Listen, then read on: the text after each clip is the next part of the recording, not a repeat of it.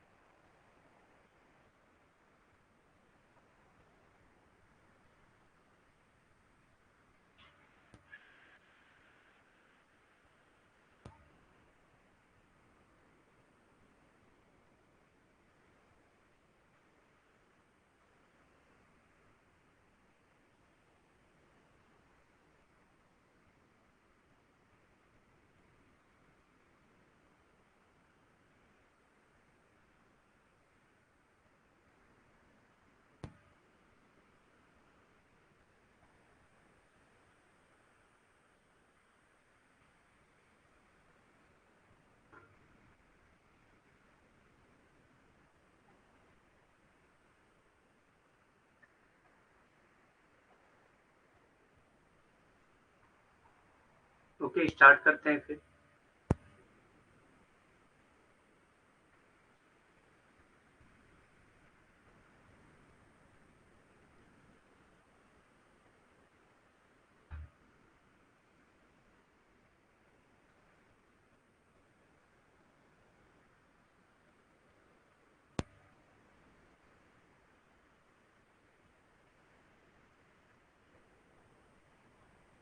Are K Merton part 2 आज हम लोगों को करना है. चलिए स्टार्ट करते हैं फिर. तो सबसे पहले हम लोगों का आता है स्टेटस सेट. इससे पहले हम लोगों ने रोल सेट का कॉन्सेप्ट पढ़ लिया है. इसमें हम लोग पढ़ने जा रहे हैं स्टेटस सेट, यानी कि स्थिति सेट क्या होती है, इसके बारे में हम लोग पढ़ेंगे. A status set is a collection of social statuses that an individual holds.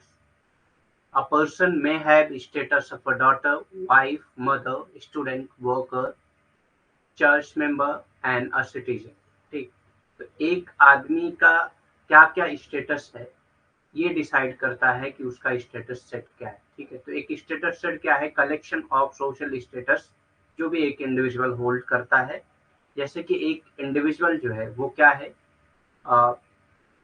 एक डॉटर भी हो सकता है. अगर एक विमेन है तो वो डॉटर भी हो सकती है, वाइफ भी हो सकती है, मदर भी हो सकती है, स्टूडेंट भी हो सकती है, वर्कर भी हो सकती है, चर्च मेंबर यानी कि किसी रिलीजन की मेंबर भी हो सकती है, और एक सिटीजन भी हो सकती है, और भी बहुत कुछ हो सकती है. तो ये जितने भी सोशल स्टेटस वो होल्ड कर रही है, वो सब मिलाकर क्या कहलाती है? स्टेटस सेट कहलाती है. ठीक. कोई भी आदमी, चाहे एक बच्चा पैदा होता है, उसके पास भी स्टेटस सेट होते हैं, क्योंकि वो एक सन भी हो सकता है और एक ब्रदर भी हो सकता है. ठीक. और भी मतलब क्या कहेंगे, ग्रैंड चाइल्ड भी हो सकता है. ठीक. तो ऐसे बहुत सारे स्टेटस भी वो जब आता है तभी होल्ड करता है. बाय बर्थ उसको बहुत सारे स्टेटस मिल जाते हैं. ठीक. तो इसी सारे स्टेटस, जितने भी वो सोशल स्टेटस होल्ड कर रहा होगा, वो सारे इस सेट को क्या कहा जाता है? स्टेटस सेट कहा जाता है. स्थिति सेट.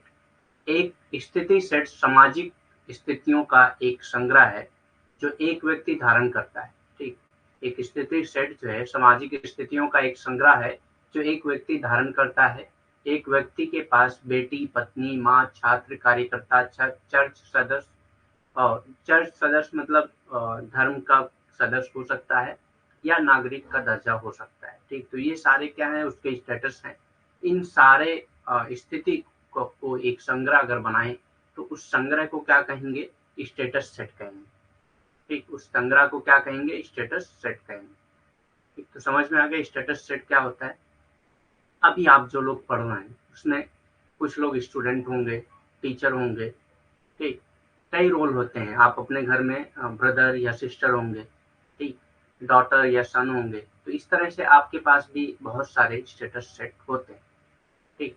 तो सारे स्टेटस को मिलाकर स्टेटस सेट कहा जाता है. आपसे क्वेश्चन अगर पूछा जाए कि एक व्यक्ति जो है वो मदर भी है, वाइफ भी है और सिस्टर भी है, तो इसको क्या कहा जाएगा? तो इसको स्टेटस सेट कहा जाएगा, इसको रोल सेट नहीं कहा जाएगा।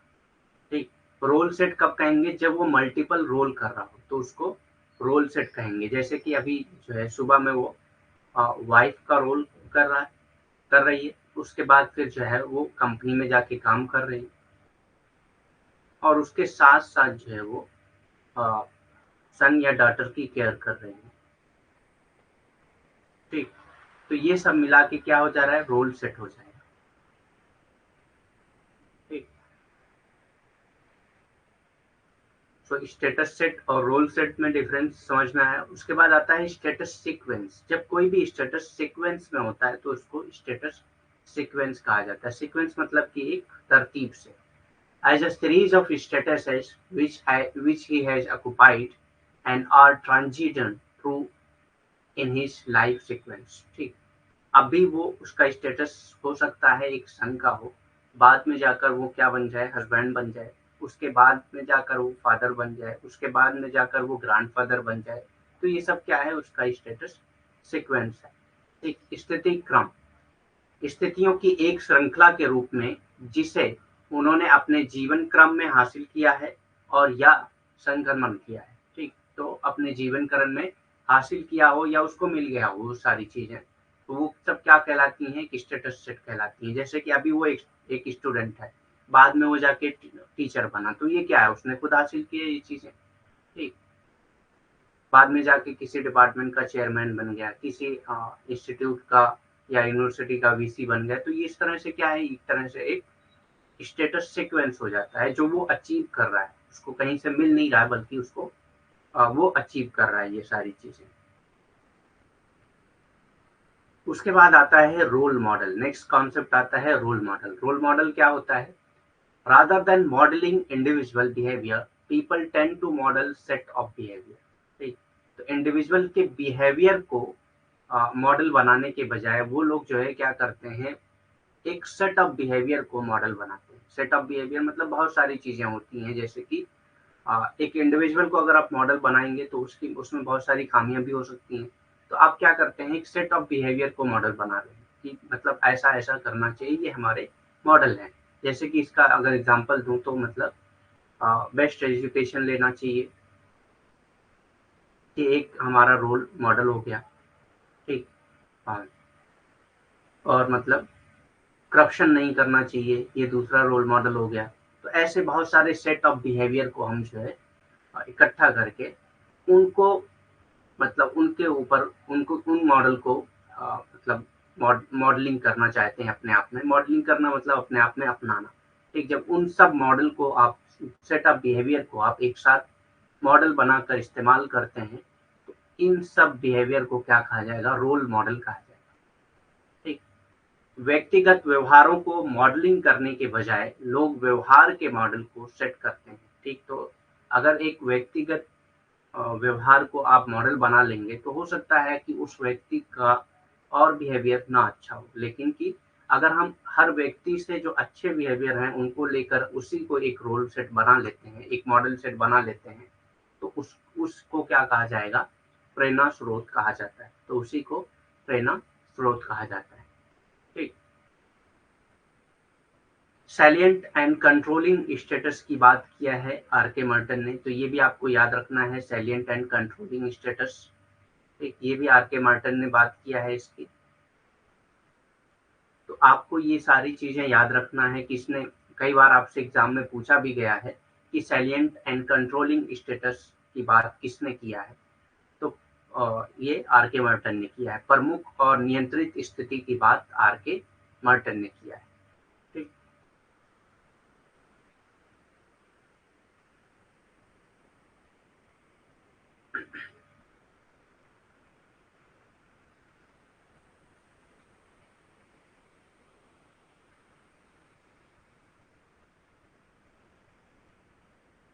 फोकस ग्रुप डिस्कशन की बात किया है इन्होंने। फोकस ग्रुप डिस्कशन और कंटेंट एनालिसिस की बात किया है।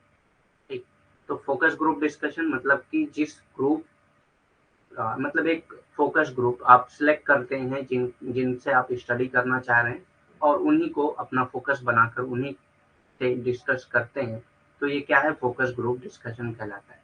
ठीक। कंटेंट एनालिसिस, सामग्री विश्लेषण। कंटेंट एनालिसिस मतलब जो भी आपके पास कंटेंट है उसको एनालाइज करना।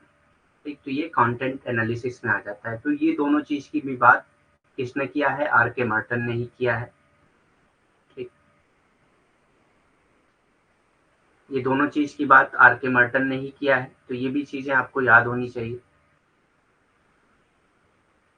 नेक्स्ट कॉन्सेप्ट है एंटीसिपेटरी सोशलाइजेशन। हम लोग पढ़ चुके हैं यूट्यूब क्लासेज में भी एंटीसिपेटरी सोशलाइजेशन क्या होता है, लेकिन आज हम लोग देखेंगे कि आर के मर्टन के अकॉर्डिंग एंटीसिपेटरी सोशलाइजेशन क्या होता है, क्योंकि जो एंटीसिपेटरी सोशलाइजेशन है इसका कॉन्सेप्ट आर के मर्टन ने ही दिया था।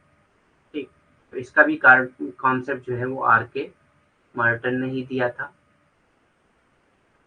Anticipatory socialisation is the process facilitated by social interaction in which non-group members learn to take on the value and standard of group that they aspire to join। ठीक, तो ऐसे लोग इस तरह का जो सोशलाइजेशन होता है उसमें ऐसे लोग जो नॉन ग्रुप मेंबर होते हैं, नॉन ग्रुप मतलब कि उस ग्रुप के वो मेंबर नहीं है लेकिन उस ग्रुप का पार्ट बनना चाह रहे हैं या बनने जा रहे हैं। ठीक, और उसकी वजह से वो अपने आप को रेडी कर रहे हैं, ताकि मतलब उनके जो उस ग्रुप के जो रोल्स हैं, जो नॉर्म्स हैं, जो वैल्यूज हैं, उन सबको वो एक्वायर कर लें। तो इन सब प्रोसेस को क्या कहा जाता है, एंटीसिपेटरी सोशलाइजेशन कहा जाता है। इसमें मेनली आ जाता है ट्रेनिंग का कॉन्सेप्ट। जैसे आर्मी मैन जब सिलेक्ट हो जाते हैं तो उनको ट्रेनिंग दी जाती है, तो वो क्या है, एक तरह का एंटीसिपेटरी सोशलाइजेशन है। आईएएस ऑफिसर या जो भी मतलब ब्यूरोक्रेट्स होते हैं, वो जब सिलेक्ट होते हैं तो उनको क्या किया जाता है, ट्रेनिंग कराई जाती है। तो ये भी एक तरह का क्या है, एंटीसिपेटरी सोशलाइजेशन है। ठीक, जब आप दूसरा ग्रुप, जैसे कि एक क्वेश्चन पूछा था कि एक डॉटर है, एक डॉटर है, उसको ब्रेड कुकिंग सिखाई जा रही है।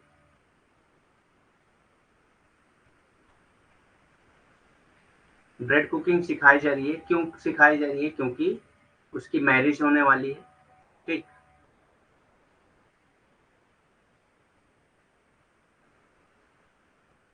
तो जो नया ग्रुप वो ज्वाइन करने जा रही है, यानी कि जो उसके ससुराल का ग्रुप होगा वो ज्वाइन करने जा रही है, तो उसके लिए एक तरह से उसको ट्रेनिंग दी जा रही है ब्रेड कुकिंग करवा के, मतलब ब्रेड को कुकिंग सिखा के। तो ये किस तरह का सोशलाइजेशन है, तो ये इसको कहेंगे एंटीसिपेटरी सोशलाइजेशन। ठीक, क्योंकि ये भी एक तरह की ट्रेनिंग है। जहां पे आपको लगे कि इसमें ट्रेनिंग हो रही है तो उसमें आप जो है एंटीसिपेटरी सोशलाइजेशन टेक कर सकते हैं। तो ये की कॉन्सेप्ट आपको याद रखना है कि जहाँ पे आपको लगे कि आप ट्रेनिंग ले रहे हैं किसी नए ग्रुप में ज्वाइन होने के लिए, तो ये एक तरह का क्या है, एंटीसिपेटरी सोशलाइजेशन है। ठीक, कोई भी पोस्ट होती है, जैसे अगर टीचर की भी पोस्ट होती है तो कुछ दिन के लिए आपको ट्रेनिंग में रखा जाता है, तो वो ट्रेनिंग क्या है, आपका एक तरह से anticipatory socialisation. So as to ease their entry into the group, ताकि आसानी हो जाए आपको उस ग्रुप में रहने के लिए। And help them interact competently once they have been accepted by it. और जब उस ग्रुप के मेंबर हो जाएं तो वो आसानी से एक दूसरे के साथ इंटरेक्ट हो सकें, इसलिए एंटीसिपेटरी सोशलाइजेशन होता है। ठीक, प्रत्याशित समाजीकरण क्या होता है? प्रत्याशित समाजीकरण एक ऐसी प्रक्रिया है जो सामाजिक अंततः क्रियाओं द्वारा सुगम होती है। ठीक, जिसमें गैर समूह के सदस्य उन समूह के मूल्यों और मानकों को ग्रहण करते हैं। तो ऐसे लोग इन मूल्यों और मानकों को ग्रहण करते हैं जो उस समूह के सदस्य नहीं होते हैं, लेकिन उस समूह के सदस्य बनना चाहते हैं या उसमें शामिल होने की इच्छा होती है उनको, तो उनके जैसा वो करते हैं। तो ये एक तरह का क्या है, एंटीसिपेटरी सोशलाइजेशन है। जैसे कि अगर कोई आदमी आर्मी में जाना चाह रहा है तो वो सिलेक्ट नहीं हुआ है, उससे पहले वो क्या कर रहा है, एक मतलब सुबह में उठ के एक्सरसाइज कर रहा है, दौड़ रहा है, मतलब जो भी आर्मी की ट्रेनिंग होती है वो खुद से कर रहा है। तो ये भी एक तरह का प्रत्याशित समाजीकरण होगा। ठीक, ताकि समूह में उनके प्रवेश को आसान बनाया जा सके, ताकि उस समूह में, जिस समूह में वो जाना चाह रहे हैं, उस समूह में उनके प्रवेश को आसान बनाया जा सके और एक बार उनके पास सक्षम रूप से बातचीत करने में मदद मिल सके। इसके द्वारा स्वीकार किया गया। जब मतलब उस अगर वो ग्रुप आपको स्वीकार कर लेता है तो आप वहाँ पे बातचीत करने में आपको बहुत आसानी हो, आप उसके लिए सक्षम हो, इसलिए प्रत्याशित समाजीकरण कराया जाता है। ठीक। The concept of anticipatory socialization first defined by sociologist R.K. Merton। तो सबसे पहले एंटीसिपेटरी सोशलाइजेशन को किसने डिफाइन किया था? आर के मर्टन ने किया था। ठीक। Has its origin in a 1949 study of United state. तो ये किससे आया था? इसकी ओरिजिन एंटीसिपेटरी सोशलाइजेशन की ओरिजिन कहाँ से हुई थी? 1949 की एक स्टडी थी यूनाइटेड स्टेट की, यूनाइटेड स्टेट के मिलिट्री की स्टडी थी। ठीक, ये चीजें आपको याद रखनी है। 1949 यूनाइटेड स्टेट के मिलिट्री की स्टडी थी which found that private who modeled their attitude and behavior on those of officer were more likely to be promoted than those who didn't। तो ऐसे लोग जो मतलब अपने बिहेवियर को, अपने एटीट्यूड को जो ऑफिसर थे उनके जैसा बनाने की कोशिश करते थे या उनको रोल मॉडल मानते थे, तो उनका प्रमोशन आसानी से होता था उनके मुकाबले में जो उनको रोल मॉडल नहीं मानते। तो ये एक तरह का क्या है? एंटीसिपेटरी सोशलाइजेशन है। आप अपने आप को एक्सेप्ट कराने के लिए, अपना प्रमोशन कराने के लिए आप वो सारी चीजें कर रहे हैं जो उसके लिए जरूरी है। ठीक, ताकि आप उसमें आसानी से एक्सेप्ट हो सके। ठीक, तो ये इस तरह का सोशलाइजेशन जो है वो आर के मार्टन ने कहा कि ये एंटीसिपेटरी सोशलाइजेशन है। 1949 की स्टडी है, यूनाइटेड स्टेट की मिलिट्री की स्टडी। ठीक।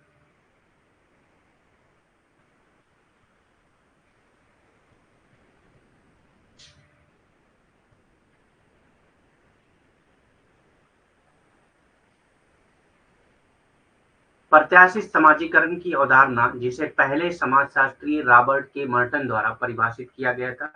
तो ये रॉबर्ट के मर्टन द्वारा परिभाषित किया गया है पहली बार प्रत्याशित समाजीकरण की अवधारणा।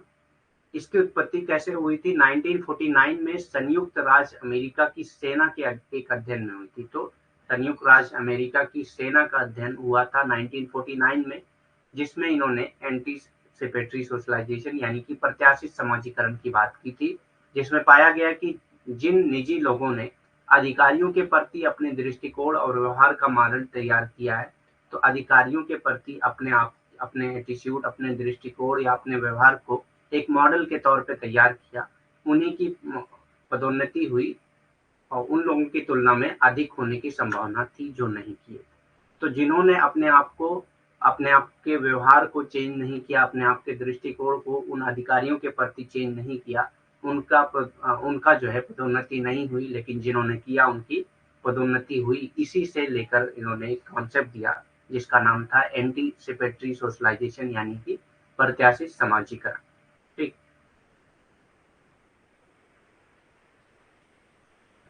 नेक्स्ट कॉन्सेप्ट आता है कॉस्मोपॉलिटन एंड लोकल। ठीक, तो कॉस्मोपॉलिटन एंड लोकल की कोई डेफिनेशन नहीं है। कॉस्मोपॉलिटन कहते हैं जो वाइड एरिया में पाया जाता हो उसको कॉस्मोपॉलिटन कहा जाता है। लोकल कहते हैं जो लोकल कॉन्सेप्ट होते हैं वो लोकल एरिया के होते हैं। तो महानगरी और स्थानीय। ठीक, महानगरी मतलब जो वाइड एरिया में पाए जाते हैं। तो ये भी कॉन्सेप्ट आर के मार्टन ने ही दिया था, तो आपको बहुत डिटेल में नहीं पढ़ना है इसको, बस आपको ये याद रखना है कॉस्मोपॉलिटन एंड लोकल की भी बात आर के मार्टन ने ही किया था। ठीक।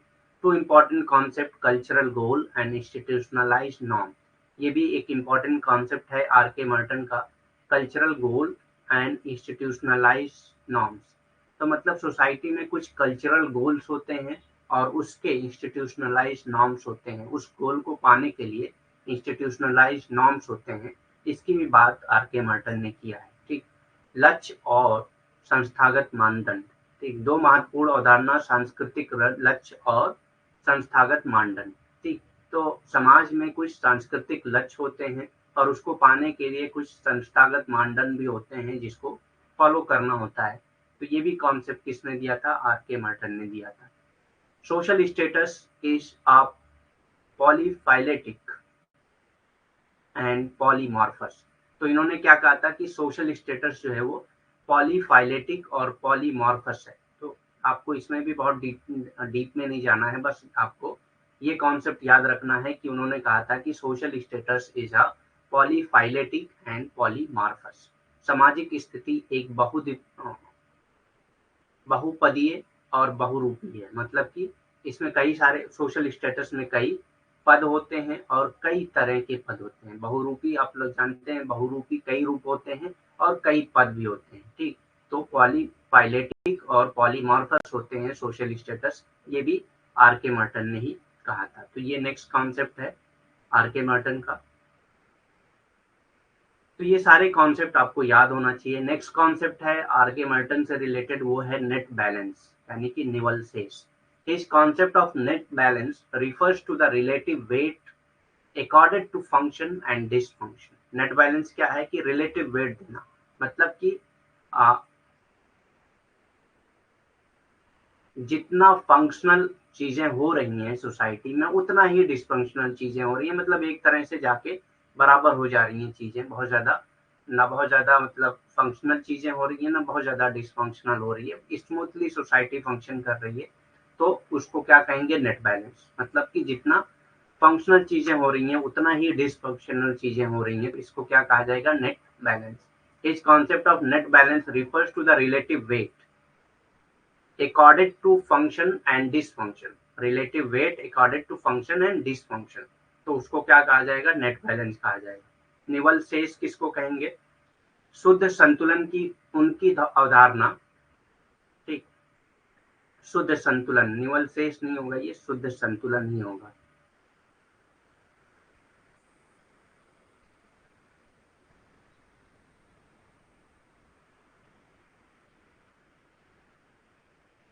ठीक, तो शुद्ध संतुलन की उनकी अवधारणा कार्यों और शिथिलता के सापेक्ष भार को संदर्भित करता है। तो कितने कार्य हो रहे हैं समाज में और कितनी शिथिलता है, अगर दोनों बराबर आती है तो इसी को क्या कहेंगे, शुद्ध संतुलन कहा जाता है। ठीक, बहुत ज्यादा डिस्टर्बेंस नहीं हो रहा है डिस्फंक्शन की वजह से, और बहुत ज्यादा फंक्शन भी नहीं हो रहा है कि डिस्फंक्शन नहीं है। ठीक, तो इन सब को अगर सारी चीजें मैनेज हो रही हैं और एक नेट बैलेंस हो जा रहा है तो उसको क्या कहेंगे, शुद्ध संतुलन कहा जाता है। ठीक, नेक्स्ट, इन्होंने क्रिटिसाइज किया है ब्यूरोक्रेसी का, ब्यूरोक्रेसी को क्रिटिसाइज किया है। कॉन्सेप्ट किसका है ब्यूरोक्रेसी का, ये बताइए आप लोग, फास्ट बताइए कॉन्सेप्ट किसका है ब्यूरोक्रेसी का। नौकरशाही की आलोचना किया है इन्होंने, नौकरशाही की अवधारणा किसने दी थी, ये बताइए, फास्ट बताइए आंसर। हम लोग पढ़ चुके हैं इसीलिए पूछा जा रहा है,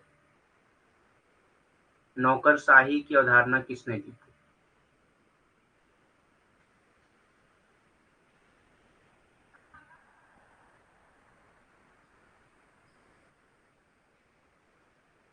फास्ट आंसर करिए। तो इन्होंने क्रिटिसाइज किया है ब्यूरोक्रेसी को, नौकरशाही को। Merton stated that bureaucrats emphasizes formality over interpersonal relationship and have been trained to ignore the special circumstances of particular cases, causing them to some across as arrogant and haughty। ठीक, Marton ने कहा कि नौकरशाह पारस्परिक संबंधों पर औपचारिकता पर जोर देते हैं और उन्हें विशेष मामलों की विशेष परिस्थितियों को अनदेखा करने के लिए प्रशिक्षित किया गया है, जिससे वे घमंडी और घमंडी दोनों, मतलब हार्टी और एरोगेंट मतलब भी घमंडी होता है, के रूप में सामने आते हैं। ठीक, मैक्स वेबर ने दिया है। ठीक,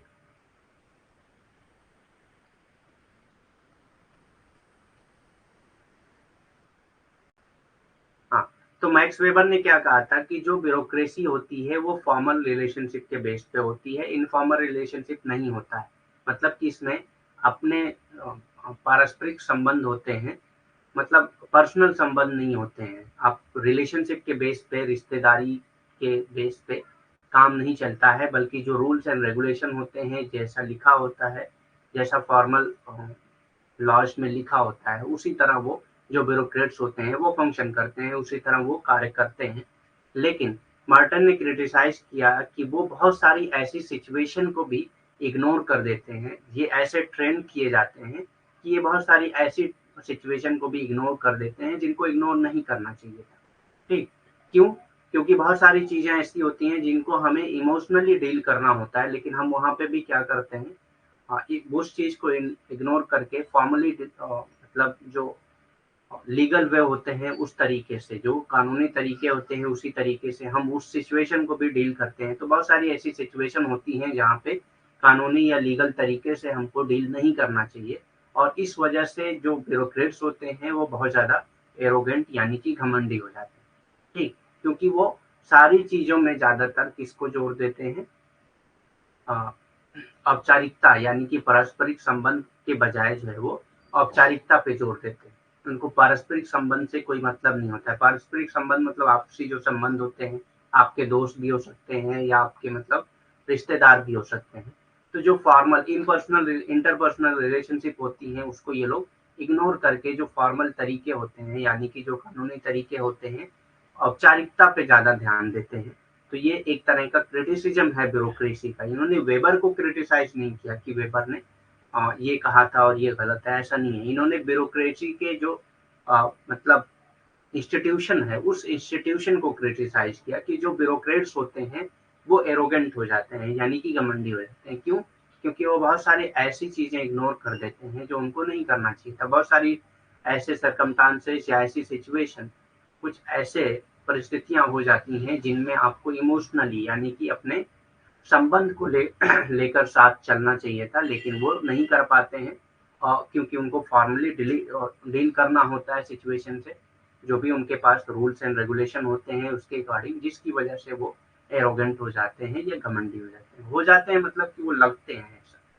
ठीक, जैसे आपने कहीं कोई सरकारी ऑफिस पे जाके कभी कुछ काम करवाया होगा तो आपको लगता होगा कि जितने सरकारी ऑफिसर होते हैं वो क्या होते हैं, घमंडी होते हैं, सही से बात नहीं करते। हालाँकि वो क्या करते हैं, अपना एक तरीका होता है उनको, अगर अ, वो बहुत इमोशनल होके आपसे बहुत उससे बात करें, प्यार से बात करने लगे, तो हो सकता है उनको मतलब जो फॉर्मल तरीका है काम करने का, उसमें उनको दिक्कत आ सकती है। ठीक, तो इसी को क्रिटिसाइज़ किया है आर के मर्टन ने।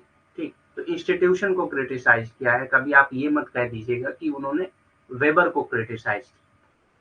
ठीक, तो ब्यूरोक्रेसी के इंस्टीट्यूशन को उन्होंने क्रिटिसाइज़ किया। रेड टैपिज्म की बात की है, लाल फीताशाही की। It is the practice of requiring excessive paper work and tedious procedure before social action can be consider और कंप्लीटेड। मतलब कि बहुत सारे कागजी काम करवाने पड़ते हैं कोई भी एक्शन कराने के लिए, कोई भी काम कराने के लिए क्या करना पड़ता है, बहुत सारी फाइलें इकट्ठा करनी पड़ती हैं, बहुत सारे एविडेंस इकट्ठा करने पड़ते हैं, बहुत सारे पेपर वर्क किए जाते हैं। तो इसी को इन्होंने रेड टैपिज्म का नाम दिया। और वो सारी फाइलें जो कागज होते हैं वो क्या होते हैं, दब के रह जाते हैं। आपने देखा होगा फाइल को लाल धागे से बांध के रख दिया जाता है, ये क्या एक तरह का रेड टैपिज्म है। लाल फीताशाही, लाल फीताशाही सामाजिक क्रिया पर विचार करने या पूरा करने से पहले अत्यधिक कागजी कार्रवाई और थकाऊ प्रक्रिया की आवश्यकता का अभ्यास है। ठीक, तो इसमें क्या होता है, बहुत सारी कागजी कार्रवाई या थकाऊ प्रक्रिया होती है, मतलब बार बार आपको बुलाया जाता है और बार बार एक कागज से दूसरा कागज से तीसरा कागज, इस तरह से आपको बहुत सारी कागजी कार्रवाई करवाई जाती है जिससे आपको थकान महसूस होने लगती है। इसी कॉन्सेप्ट को आर के मर्टन ने लाल फीताशाही का कॉन्सेप्ट नाम दिया था। ठीक है, तो समझ में आ गया लाल फीताशाही क्या होती है। और बहुत बार क्या होता है कि ज्यादातर फाइलें जो है, बहुत ज्यादा फाइलें हो जाती हैं, तो पेपर वर्क की वजह से वो सारे काम जो है बहुत फास्ट नहीं हो पाते। ठीक, तो ये भी एक तरह का क्रिटिसिज्म है ब्यूरोक्रेसी में कि वहाँ पे रेड टैपिज्म बहुत ज्यादा है, लाल फीताशाही बहुत ज्यादा है, कागजी वर्क बहुत ज्यादा कराने पड़ते हैं, जिसकी वजह से जो बहुत सारे लोग कुछ ऐसे एक्शन जो ज़रूरी नहीं होते हैं, मतलब कुछ ज़रूरी होते हैं, बहुत ज़्यादा ज़रूरी नहीं होते हैं, तो उनको नहीं करवाना चाहते कि कौन जाएगा कागज़ इकट्ठा करने या बहुत सारे पेपर वर्क करने। ठीक, तो ये भी एक तरह का रेड टैपिज्म है, लाल फीताशाही।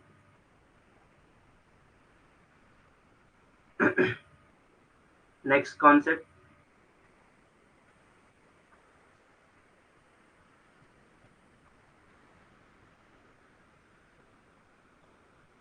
Obliteration by incorporation. Obliteration by incorporation ये भी कॉन्सेप्ट है आर के मर्टन का।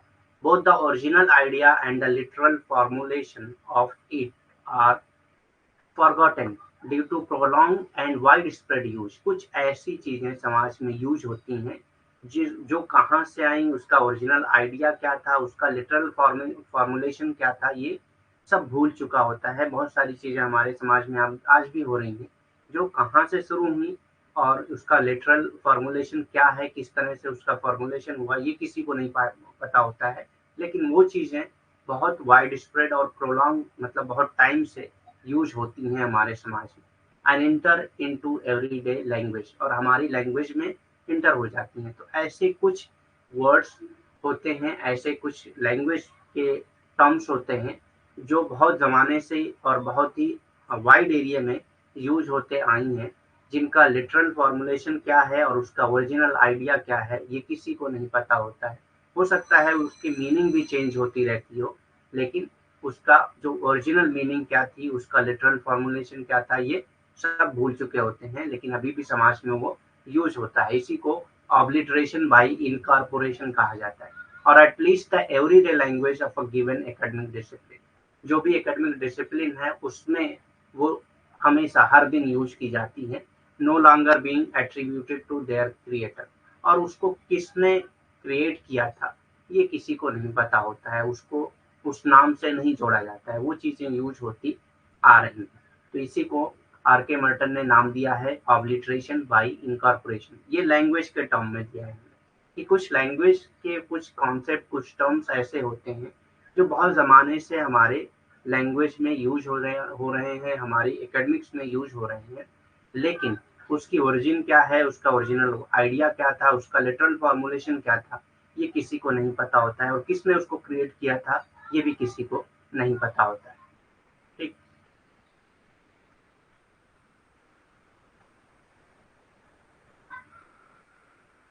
निगमन द्वारा विस्मरण। निगमन द्वारा विस्मरण क्या होता है? मूल विचार है और इसके शाब्दिक सूत्रीकरण दोनों लंबे और व्यापक उपयोग के हैं। ठीक, तो उसका ओरिजिन, मूल विचार क्या है और उसका जो सूत्रीकरण है, शाब्दिक सूत्रीकरण है, वो कहाँ से आया, ये किसी को नहीं पता होता है, और उसका कारण जो है वो भूल चुके हैं सब लोग।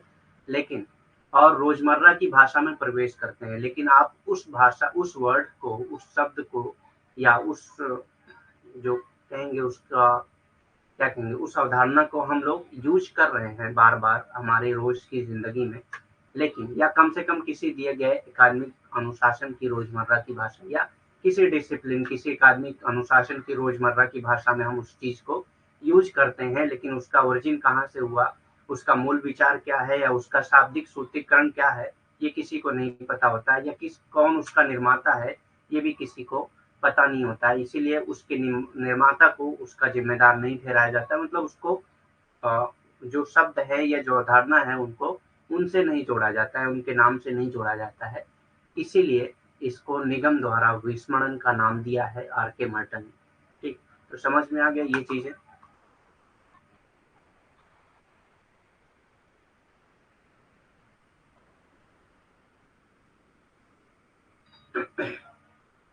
दस they become similar to common language knowledge, तो ये जो है बाद में जाकर similar to common knowledge, common knowledge के सिमिलर जाके बन जाते हैं, मतलब कि कॉमन सेंस में आ जाती हैं वो सारी चीजें। Merton notes that this process is much more common in highly codified field of natural sciences. ये प्रोसेस ज्यादातर नेचुरल साइंसेज में कॉमन होता है। ठीक, नेचुरल साइंसेज एक एकेडमिक डिसिप्लिन है जहाँ पे ये ज्यादा कॉमन होता है। कौन सा कॉन्सेप्ट? वही जो हम लोगों ने अभी पढ़ा कि ऑब्लिटरेशन बाय इनकॉर्पोरेशन। ठीक, देन इन सोशल साइंसेज, तो ऑब्लिटरेशन बाय इनकॉर्पोरेशन ये ज्यादातर नेचुरल साइंसेज में यूज होता है, सोशल साइंसेज में कम होता है। इस प्रकार के सामान्य ज्ञान के समान हो जाते हैं। इस प्रकार जो है ये जो वर्ड होते हैं, जो शब्द होते हैं, वो समान ज्ञान के समान हो जाते हैं। मर्टन ने नोट किया कि ये प्रक्रिया सामाजिक विज्ञानों की तुलना में प्राकृतिक विज्ञानों के अत्यधिक साहित्यबद्ध क्षेत्रों में अधिक समान है। तो ये ज्यादातर सामाजिक विज्ञानों में नहीं बल्कि प्राकृतिक विज्ञानों में ज्यादा यूज होती हैं ये चीजें, और ये चीजें हो रही हैं। क्या? निगमन द्वारा विस्मरण। ठीक, उसके बाद आता है group dynamic with Parson. Parson के साथ ये कॉन्सेप्ट दिया गया है ग्रुप डायनामिक्स का। ठीक, तो ये सिर्फ आर के मार्टन ने नहीं दिया था, बल्कि पार्सन ने भी उसमें कंट्रीब्यूट किया था। तो देखते हैं कि क्या कॉन्सेप्ट है इससे related. Study of the groups in regarded to their internal dynamics and specific group processes. कि किसी ग्रुप को की स्टडी करना, उनके इंटरनल डायनामिक को साथ लेकर और स्पेसिफिक ग्रुप प्रोसेसेस को पढ़कर, which generates phenomena that cannot be explained solely by the characteristics of the participant। जो ऐसे फिनोमेना को जनरेट करते हैं जिनको किसी पार्टिसिपेंट की कैरेक्टरिस्टिक के बेस पे आप जो है एक्सप्लेन नहीं कर सकते, और बाय इंस्टीट्यूशनल ऑफ और सोशल कॉन्टेक्स्ट, या किसी इंस्टीट्यूशनल या सोशल कॉन्टेक्स्ट के जरिए आप उसको स्टडी नहीं कर सकते इन विच दे आर सिचुएटेड। तो मतलब किसी एक पार्टिकुलर इंडिविजुअल को लेकर, एक पार्टिकुलर पार्टिसिपेंट को लेकर, या एक पार्टिकुलर सोशल इंस्टीट्यूशन या कॉन्टेक्स्ट को लेकर आप पूरे ग्रुप के कैरेक्टरिस्टिक को एक्सप्लेन नहीं कर सकते। इसी को कहा गया है ग्रुप डायनामिक। मतलब ग्रुप जो है वो डायनामिक होता है। आप एक इंस्टीट्यूशन को उठाकर पूरे ग्रुप की कैरेक्टरिस्टिक नहीं बता पाएंगे, आप एक पार्टिसिपेंट को उठाकर पूरे ग्रुप के पार्टिसिपेंट की, पूरे ग्रुप के लोगों की कैरेक्टरिस्टिक नहीं बता पाएंगे। ठीक, तो इसी को कहा गया है ग्रुप डायनामिक। डायनामिक मतलब होता है चेंजेबल, जो चेंज होता हो। ठीक, तो एक इंस्टीट्यूशन में अलग हो सकता है, दूसरे इंस्टीट्यूशन में भी वो अलग हो सकता है। समूह की गतिशीलता पार्सन के साथ दिया था इन्होंने। उनकी आंतरिक गतिशीलता और विशिष्ट समूह प्रक्रियाओं के संबंध में समूहों का अध्ययन। तो समूहों का अध्ययन जो है किसी घटना के द्वारा, ठीक, जिसे केवल प्रतिभागियों की विशेषताओं को संस्थागत या सामाजिक संदर्भों द्वारा नहीं समझाया जा सकता। तो जो भी प्रतिभागी हैं उनके द्वारा, या किसी घटना के द्वारा, या किसी सामाजिक संदर्भ के द्वारा आप पूरे समाज की विशेषता के बारे में नहीं बता सकते, या पूरे ग्रुप की विशेषता के बारे में, पूरे समूह की विशेषता के बारे में नहीं बता सकते। क्योंकि जो ग्रुप होते हैं, वो जो समूह होते हैं, उनके अंदर गतिशीलता होती है। मतलब उनके अंदर चेंज होने, उनके अंदर बदलने की क्षमता ज्यादा होती है। ठीक, तो किसी एक संगठन को उठाकर, किसी एक घटना या किसी एक सामाजिक संदर्भ को उठाकर आप जो है पूरे ग्रुप की, पूरे समूह की विशेषता को नहीं बता सकते, या किसी एक प्रतिभागी की विशेषता के बेस पर आप पूरे समूह की विशेषता नहीं बता सकते। इसी को उन्होंने समूह की गतिशीलता का नाम दिया। ये पार्सन के साथ दिया। ठीक, तो दोनों का नाम इससे जुड़ा हुआ है। अगर ऑप्शन में आपको सिर्फ पार्सन देता है तो आप पार्सन के साथ जाएंगे, अगर आपको मर्टन देता है तो मर्टन, अगर दोनों दिया है तो दोनों कॉन्सेप्ट, दोनों मतलब आंसर सही होंगे। ठीक, उस केस में आपको ए और बी बोथ दे सकता है एग्जाम में। उसके बाद नेक्स्ट कॉन्सेप्ट आता है सेरेंडिपिटी का, यानी कि निश्चलता। ठीक, तो सेरेंडिपिटी क्या है? बहुत ही कॉमन, बहुत ही सिंपल कॉन्सेप्ट है।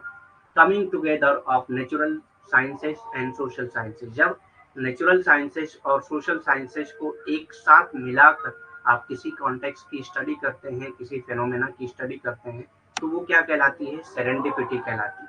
प्राकृतिक विज्ञान और सामाजिक विज्ञान का एक साथ आना, तो उसको निश्चलता कहा जाता है। क्या होता है? प्राकृतिक विज्ञान और सामाजिक विज्ञान जब एक साथ आकर किसी घटना, किसी संदर्भ की स्टडी करते हैं, उसकी मतलब क्या कहेंगे उसको, अध्ययन करते हैं, तो उसको निश्चलता कहा जाता है। ठीक, तो निश्चलता और सेरेंडिपिटी समझ में आ गया क्या होता है? जनरली आपको जब एग्जाम में पूछेगा तो ये डेफिनेशन आपको दिया होगा, coming together of natural sciences and social sciences. ठीक, तो या तो आपको पूछ सकता है कि व्हाट इज सेरेंडिपिटी, और आंसर में ये दे सकता है। ठीक, निश्चलता क्या होता है, और आंसर में ये दे सकता है। या तो आपको आंसर में ये दे सकता है और पूछ सकता है कि according to Merton what this concept means, तो वो क्या हो जाएगा? सेरेंडिपिटी, निश्चलता। ठीक,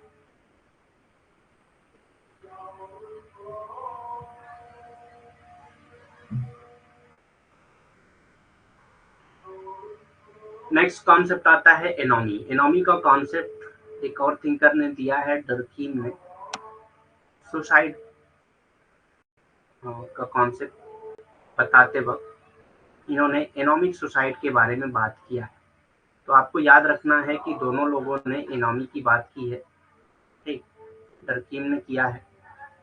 तो मर्टन के अकॉर्डिंग एनोमी क्या है वो डिफरेंस है, और डर्कीम के अकॉर्डिंग एनोमी क्या है वो अलग है। ठीक, तो देख लेते हैं क्या है। Merton develop the concept of anomie to describe this imbalance between cultural goal and institutionalised means. अगर कल्चरल गोल और इंस्टीट्यूशनलाइज्ड मीन्स के बीच में इम्बैलेंस है तो उसको मर्टन ने क्या नाम दिया, एनोमी। मतलब कि जो कल्चरल गोल्स दिए गए हैं उनसे इंस्टीट्यूशनलाइज मीन्स उनको पाने के लिए जो इंस्टीट्यूशनलाइज मीन्स हैं वो फॉलो नहीं हो पा रहे हैं, तो उसको क्या कहा जाएगा, एनोमी कहा जाता है।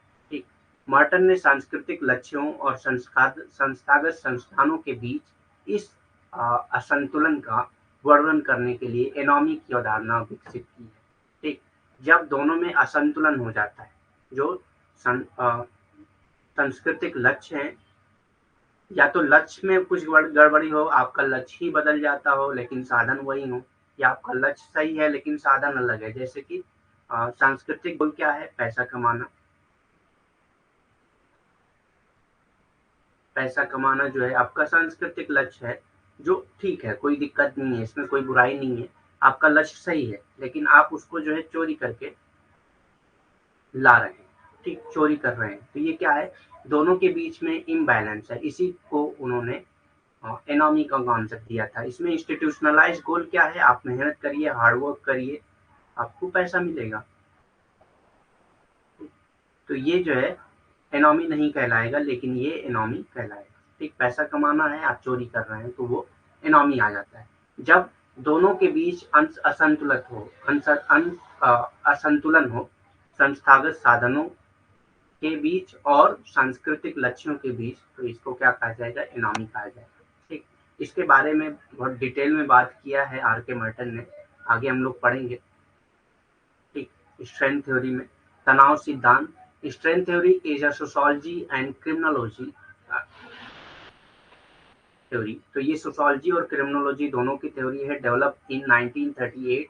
ये 1938 में डेवलप की गई थी, किसके जरिए, आर के मर्टन के जरिए। ठीक, तनाव सिद्धांत 1938 में रॉबर्ट के मर्टन द्वारा विकसित एक समाजशास्त्र और अपराध विज्ञान सिद्धांत है। ठीक, तो समाजशास्त्र और अपराध विज्ञान का सिद्धांत है जो आर के मर्टन ने दिया था, 1938 में दिया था। ठीक, the theory states that society puts pressure in individual to achieve socially accepted goal।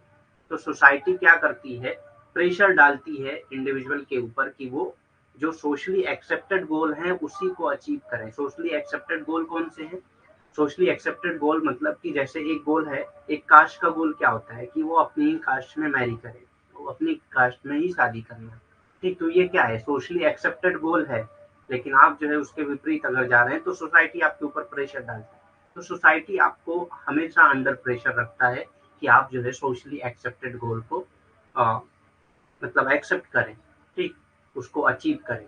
Such as American dream, जैसे कि अमेरिकन ड्रीम क्या था कि सारे लोगों को इक्वल अपॉर्चुनिटी मिलनी चाहिए, तो आपको उसी उस पे काम करना है। ठीक, उसी उस पे काम करना है कि सारे लोगों को इक्वल अपॉर्चुनिटी मिलनी चाहिए। ठीक, तो ये क्या है, एक तरह से सोशली एक्सेप्टेड गोल है। दो दे लैक द मीन्स, अगर मीन्स नहीं भी है, मीन में कोई कमी भी है, तब भी आपको वो सोशली एक्सेप्टेड गोल को एक्सेप्ट करना होगा, उसको अचीव करना होगा। सिद्धांत कहता है कि सामाजिक रूप से स्वीकृत लक्ष्यों जैसे कि अमेरिकी सपने को प्राप्त करने के लिए व्यक्तियों पर दबाव डालता है। तो जो सपने होते हैं सोसाइटी को, उसको प्राप्त करने के लिए लोगों पर दबाव डालता है, इसी को स्ट्रेंथ थ्योरी कहा जाता है। ठीक, व्यक्तियों पर दबाव डालता है, हालांकि उसके पास साधनों की कमी है। मतलब साधन हो सकता है कि जो साधन हो उसको पाने के लिए उन साधन में कुछ कमी हो, लेकिन फिर भी वो समाज आपके ऊपर दबाव डालता है कि आप उन लक्ष्यों को पूरा करें। ठीक, तो इसी को स्ट्रेंथ थ्योरी या तनाव सिद्धांत कहा जाता है। ठीक, अब इसमें देखिए इंस्टीट्यूशनल मीन एंड एक्सेप्टेड गोल और इंस्टीट्यूशनलाइज मीन्स एंड कल्चरल गोल दिया हुआ है, तो देखते हैं। ठीक, तो मोड्स ऑफ अडॉप्टेशन की बात किया है इन्होंने, Merton, modes of adaptation to anomic strength.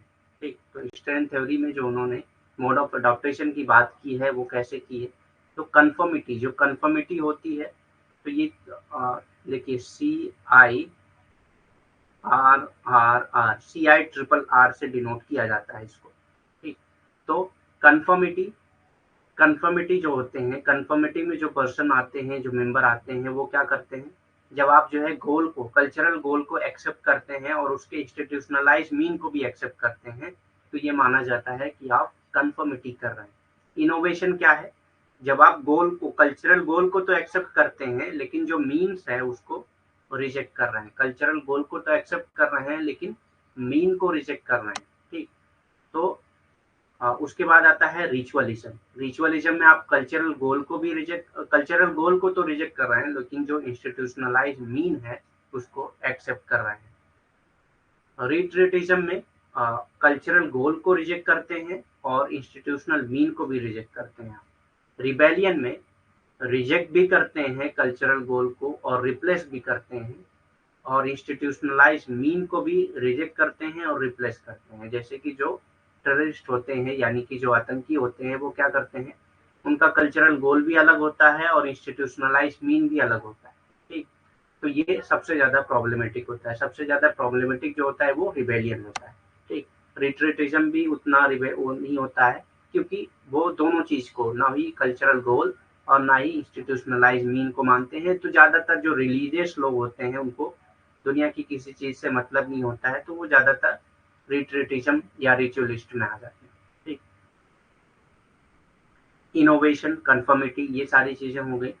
तो एडॉप्टेशन के तरीके सांस्कृतिक लक्ष्यों, संस्थागत साधनों में अनुरूपता। अनुरूपता में आप क्या करते हैं, जो सांस्कृतिक लक्ष्य हैं उसको क्या करते हैं, उसको एक्सेप्ट, स्वीकार करते हैं, और संस्थागत साधन जो है उसको भी स्वीकार करते हैं। नवाचार में आप जो है सांस्कृतिक लक्ष्य को स्वीकार करते हैं लेकिन संस्थागत संसाधन जो है उसको अस्वीकार करते हैं। कर्मकांड में आप अस्वीकार करते हैं सांस्कृतिक लक्ष्यों को और संस्थागत साधनों को, दोनों को, ठीक। रिट्रीटिज्म में आप क्या करते हैं, दोनों को, रिट्रीटिज्म में दोनों को आप रिजेक्ट करते हैं, अस्वीकार करते हैं, सांस्कृतिक लक्ष्य और संस्थागत साधनों दोनों को। और विद्रोह, विद्रोह में आप जो है अस्वीकार करते हैं सांस्कृतिक लक्ष्यों को लेकिन उसको बदलते भी हैं, ठीक। संस्थागत साधनों को भी आप अस्वीकार करते हैं और उसको बदलते भी हैं, ठीक। तो रिट्रीटिज्म और विद्रोह में बस यही डिफरेंस है कि ये दोनों तो रिजेक्ट करते हैं लेकिन विद्रोह जो है वो क्या करता है, वो बदलने की कोशिश करता है, उसको बदलना चाहता है, ऐसा नहीं। जो रिट्रीटिज्म में आते हैं वो क्या करते हैं, दोनों को अस्वीकार करते हैं लेकिन वो बदलते नहीं है, उसको मानते हैं कि हाँ ये चीजें हैं लेकिन वो उनको अस्वीकार करते हैं, बदलना नहीं चाहते। एक तो ये चीजें आपको याद रखना है, ये बहुत ही इंपॉर्टेंट है, बहुत बार एग्जाम में आपसे पूछा गया है इससे रिलेटेड क्वेश्चंस, ठीक।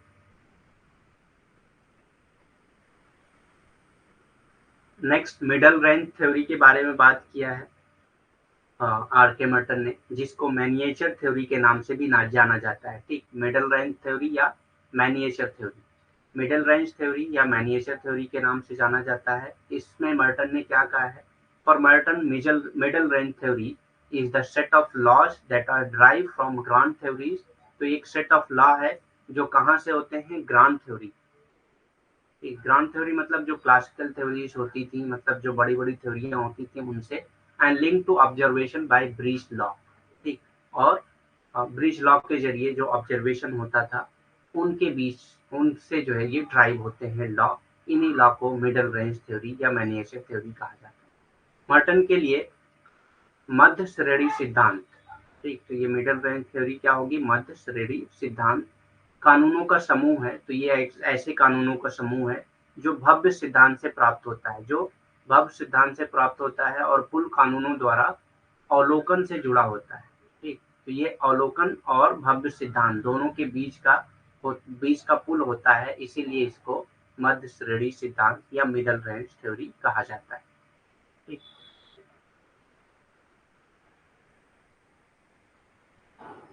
Middle range theory are simply less abstract and hence more directly testable, ठीक। तो मिडल रेंज थ्योरी जो है वो लेस एब्स्ट्रैक्ट होती है। एब्स्ट्रैक्ट मतलब जिसको आप ऑब्जर्व ना कर सकते हो, देख ना सकते हो, ठीक, ये एब्स्ट्रैक्ट फॉर्म में होती है, मतलब एक तरह का बिलीफ होता है, ठीक, आप उसको देख नहीं सकते, आपके माइंड में होता है, ठीक, तो ये कम एब्स्ट्रैक्ट होती हैं, मतलब कि ये एब्स्ट्रैक्ट नहीं होती हैं, आप उसको देख सकते हैं, उसको ऑब्जर्व कर सकते हैं, and hence more directly testable, और इसीलिए ये डायरेक्टली टेस्टेबल होती है, कॉन्सिक्वेंसेज ऑफ ग्रांड थ्योरीज होती है, ठीक, directly testable consequences of grand theories. मध्य श्रेणी के सिद्धांत केवल कम अमूर्त हैं, कम अमूर्त हैं मतलब आप उसको देख सकते हैं, उसको तब उसको ऑब्जर्व कर सकते हैं, एंड इसलिए अधिक प्रत्यक्ष रूप से परीक्षण योग्य, और इसीलिए प्रत्यक्ष रूप से परीक्षण वो योग्य हैं, भव्य सिद्धांतों के परिणाम हैं, ठीक, और ये क्या है, भव्य सिद्धांतों के परिणाम है, ठीक, तो ये चीजें आपको याद रखना है। वैसे जनरली आपसे सिर्फ इतना पूछता है कि मिडल रेंज थ्योरी किसने दिया था, ठीक, इससे रिलेटेड है। क्यूडोज फ्रेमवर्क की बात किया है आर के मर्टन ने, तो इसमें बहुत डिटेल में नहीं आपसे पूछता है, बस क्यूडोज फ्रेमवर्क में क्या क्या चीजें आती थी ये आपसे पूछा जाता है, तो वो आपको याद रखना है क्यूडोज फ्रेमवर्क में। तो सबसे पहले आता है कम्युनिज्म, फिर आता है क्यूडोज, मतलब ये शॉर्ट फॉर्म ही बनाया गया है इसको, क्यूडोज फ्रेमवर्क, ठीक, तो सी से क्या आता है कम्युनिज्म, यू से यूनिवर्सलिज्म, और डी से डिसइंटरेस्टेडनेस, और ओ से ऑर्गेनाइज स्केप्टिसिज्म, ओएस से ऑर्गेनाइज स्केप्टिसिज्म। तो चार चीजें हैं, वैसे तो 5 वर्ड हैं, आपको कंफ्यूज नहीं होना है कि कोई 5 थे, तो 4 ही होते हैं। ऑर्गेनाइज स्केप्टिसिज्म का ओएस कोड बना हुआ है, ठीक, तो इसी को क्यूडोज फ्रेमवर्क कहा जाता है जो आर के मर्टन ने दिया था। 4 हैं, कम्युनिज्म, यूनिवर्सलिज्म, डिसइंटरेस्टेडनेस और ऑर्गेनाइज स्केप्टिसिज्म। इसमें आपको कंफ्यूज करने के लिए कभी कभी इंटरेस्टेडनेस दे देता है एग्जाम में, तो आपको ये चीज का ध्यान रखना है क्योंकि उससे आपका आंसर गलत हो सकता है, ठीक। साम्यवाद, सार्वभौमिकता, उदासीनता, संगठित, संशयवाद, ठीक, तो ये सारी चीजें आपको याद होनी चाहिए। साम्यवाद, सार्वभौमिकता, उदासीनता और संगठित संशयवाद, ये क्यूडोज फ्रेमवर्क में आता है आर के मार्टिन। उसके बाद बुक्स आती हैं, ठीक, तो बुक्स बहुत सारी हैं इनकी, मैं एक बार पढ़ के आपको बता दे रहा हूँ, और ज्यादातर इनका सीक्वेंस नहीं पूछता है क्योंकि बुक बहुत सारी है आर के मार्टिन की, तो सीक्वेंस नहीं पूछता है, बस आपको बुक याद रखना है, ठीक। तो प्योरिटनिज्म, पीटिज्म एंड साइंस, ये 1936 में पब्लिश हुई थी। Mass persuasion, the social psychology a war born drive, 1946 में पब्लिश हुई थी। Social theory and social structure 1949 में पब्लिश हुई थी। The travel and adventure of serendipity 1950, देखिए सेरेंडिपिटी का कॉन्सेप्ट भी इन्होंने दिया था, ठीक, और ये बुक भी उनकी है, तो उससे आपको याद रखना है। फोकस इंटरव्यू की बात, फोकस ग्रुप डिस्कशन की बात किया है उन्होंने, 1956 में पब्लिश हुआ था the focus interview. The sociology of science 1962 में। ऑन द सोल्जर ऑफ ज्ञान असैंडियन पोस्ट स्क्रिप्ट 1965 में पब्लिश हुई थी। ऑन द थ्योरेटिकल सोशोलॉजी 1967 में पब्लिश हुई थी। Varieties of political expression in sociology 1976 में पब्लिश हुई थी। Sociological ambivalence and other essays 1976 में पब्लिश हुई थी। क्रिमिनोलॉजी 1976 में पब्लिश हुई थी। द रोल सेट, देखिए रोल सेट भी कॉन्सेप्ट भी उनका है और क्रिमिनोलॉजी से रिलेटेड है आर के मर्टन, तो ये भी चीजें आपको याद रखनी है, उससे आपको बुक के नाम याद नहीं रखना पड़ेगा, ठीक। द रोल सेट का कॉन्सेप्ट भी आर के मर्टन का हम लोग पढ़ चुके हैं, ठीक, तो उससे रिलेटेड बुक भी है जो 1993 में पब्लिश हुई। ऑन द शोल्डर ऑफ ज्ञान, द पोस्ट इटालियन एडिशन, ठीक, पोस्ट इटालियन एडिशन, दो बुक है, एक पहले की एडिशन हम लोग देख चुके हैं, दूसरा एडिशन ये है, ठीक, 1993 में पब्लिश हुई। द स्टूडेंट फिजिशियन 2003 में पब्लिश हुई थी और 2003 में ही इनकी डेथ हुई, ठीक, मतलब होते तो और बुक लिखते जिससे आपको प्रॉब्लम हो सकती थी, लेकिन खैर जो होता है सही होता है।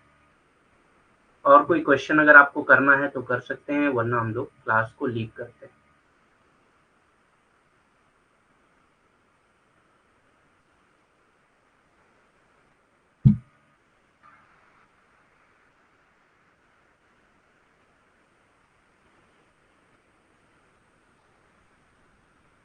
ओके ठीक है, फिर लीव करते हैं। Thank you very much.